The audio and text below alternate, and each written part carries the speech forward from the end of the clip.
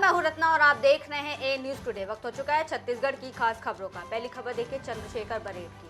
सोन नदी के पानी को 3 दिसंबर को रोका गया। जहां एक तरफ प्रशासन विधानसभा चुनाव की रिजल्ट की तैयारियों में जुटा था, वहीं दूसरी ओर जांजगीर चांपा और शक्ति सीमावर्ती क्षेत्र से गुजर रही सोन नदी के बहाव को अपने निजी स्वार्थ के चलते कुछ लोगों ने मिट्टी खोद कर रोक दिया, जो अब तक वैसी ही है। लेकिन सोचने वाली बात यह है कि आखिर किस अधिकार के तहत लोगों ने ये काम किया है। बिना प्रशासन को सूचना दिए सोन नदी के पानी को रोका गया है। हालांकि अधिकारियों ने इस मामले को संज्ञान में लेने की बात कही है। दोनों ही जिले के आला अधिकारियों को ये तय करना होगा कि आखिर इस गंभीर मुद्दे पर जांजगीर चांपा से निराकरण होता है या फिर शक्ति जिले से। ये मामला दोनों जिलों का है और दोनों के संबंधित अधिकारियों को सूचना दी गई है।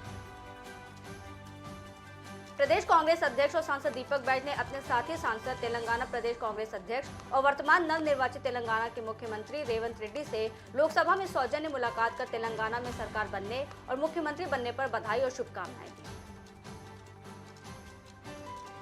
बढ़ते अगली खबर की ओर देखें लाल शाह की। बसना नगर में एक विवाहिता की संदिग्ध परिस्थितियों में मौत हो जाने के बाद मृतका के परिजनों ने ससुराल पक्ष पर प्रताड़ित करने और हत्या करने का गंभीर आरोप लगाते हुए पुलिस प्रशासन पर भी आरोपियों को संरक्षण देने का आरोप लगाया है। आरोपी पति और उसके माता पिता के खिलाफ एफआईआर दर्ज कर उनको गिरफ्तार करने और मृतका के दोनों बच्चों को सौंपे जाने की मांग को लेकर परिजनों ने थाने में जमकर हंगामा किया।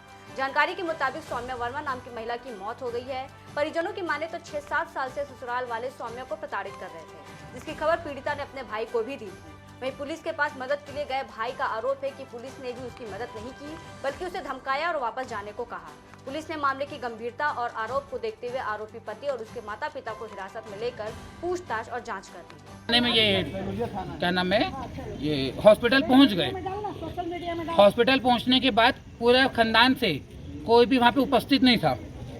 2 बजे 3 बज गए तो पुलिस उनको, यहाँ के लोकल टीआई भी नहीं थे, तो दूसरे थाना के क्षेत्र के, अब जो भी उनको नाम अभी याद नहीं कौन से थाना के टीआई हैं, दोनों ही बैठे हैं। वो लोग एक पिथौरा कोई भी नाम होगा, मेरे को नाम नहीं पता, मैं नाम नहीं ले पाऊंगा। तो उसके बाद वो लोग यहाँ पे आके बोलते हैं हम लोग यहाँ पे संरक्षण देने, मतलब यहाँ पे देखने आए हैं कि कुछ हो ना जाए। मैं, मेरे बूढ़े माँ बाप और मेरे बड़े पापा बड़ी मम्मी, हम लोग यहाँ पे 5 लोग आए। कोई भी और 5वां 6वां इंसान नहीं आया, किसी घर परिवार के लोग आए। आज अभी तक में मेरे बहन के दोनों बच्चे अभी तक मेरे को नहीं मिले। अभी टाइम कितना हो गया, 6:30 बज रहा हो गया, सुबह से अभी तक नहीं मिले। पिछले 6-7 सालों से उसे बहुत तंग किया जा रहा था।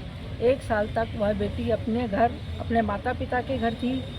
उसके बाद इनके बच्ची के ससुर, पति और सास सब मिलके आए। चाची सास, चाचा ससुर सब ने मेरे सामने हाथ जोड़ा, गलती किया। लड़के ने मुझसे माफ़ी मांगी, बोली मौसी जी ये लास्ट गलती है, इसके बाद मैं कोई गलती नहीं करूँगा। उसका स्टाफ की हर लड़कियों के साथ संबंध है। लड़की बहुत तंग आ चुकी थी, लेकिन इन्होंने पैर पड़ के हमसे बहुत रिक्वेस्ट करके हमारी बच्ची को ले गए। बोले हमारी इज्जत का सवाल है, हम लोग, कोई भी माता पिता चाहता है कि उसकी बच्ची अपने परिवार में सुखी रहे। लेकिन आने के बाद हमको वो बच्ची हमारी लाश के रूप में मिली है।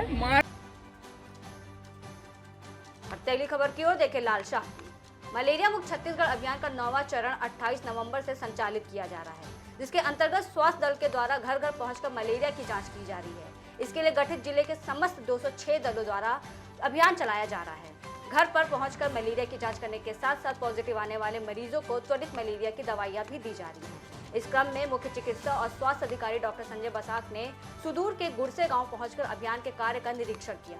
उन्होंने पॉजिटिव आने वाले मरीजों के घर पहुंचकर दवाई का सेवन करने के संबंध में पूरी जानकारी दी। जिले में ये अभियान 18 दिसंबर तक चलाया जाएगा। इस दौरान उन्होंने बच्चों और गर्भवती महिलाओं के टीकाकरण के संबंध में जानकारी लेकर बच्चों के टीकाकरण और गर्भवती महिलाओं का प्रथम तिमाही में पंजीयन अनिवार्य रूप से किए जाने के निर्देश दिए। साथ ही टीबी मरीजों का निरंतर रूप से फॉलो अप और स्प्यूटम का कलेक्शन कर निरंतर जांच करने और कुपोषित बच्चों का चिन्हांकन कर एनआरसी भेजने को भी कहा। थाना उपार्जन केंद्रों के माध्यम से किसानों से समर्थन मूल्य पर धान खरीदी की स्थिति का जायजा लेने के लिए शुक्रवार को कलेक्टर विजय दयाराम के ने बस्तर अनुभाग के सरगीपाल, राजनगर, मूली, मंगनार, सोनारपाल और देवड़ा धान उपार्जन केंद्र का निरीक्षण किया। कलेक्टर ने सीमावर्ती क्षेत्रों में विशेष सतर्कता के साथ नियमानुसार खरीदी करने की बात कही। धान खरीदी कार्य में लापरवाही करने वाले लैंप्स प्रबंधकों और खरीदी प्रभारी के खिलाफ तत्काल कार्रवाई सुनिश्चित की जाएगी। कलेक्टर ने बारदाना की उचित प्रबंधन नहीं करने के कारण मूली सोनारपाल उपार्जन केंद्र के समिति प्रबंधक को निलंबित करने और खरीदी प्रभारी को हटाने के साथ साथ बारदाना प्रभारी को हटाने के निर्देश दिए। इसके अलावा प्रबंधकों को नियमानुसार खरीदी करने और छोटे सीमांत किसानों को प्राथमिकता देने को कहा। निरीक्षण के दौरान केंद्र में धान बेचने पहुंचे किसानों से उनके जमीन के आधार पर फसल उत्पादन की स्थिति का भी संज्ञान लिया गया। रायपुर से सरायपाली की ओर जा रही ट्रक में अचानक लगी आग।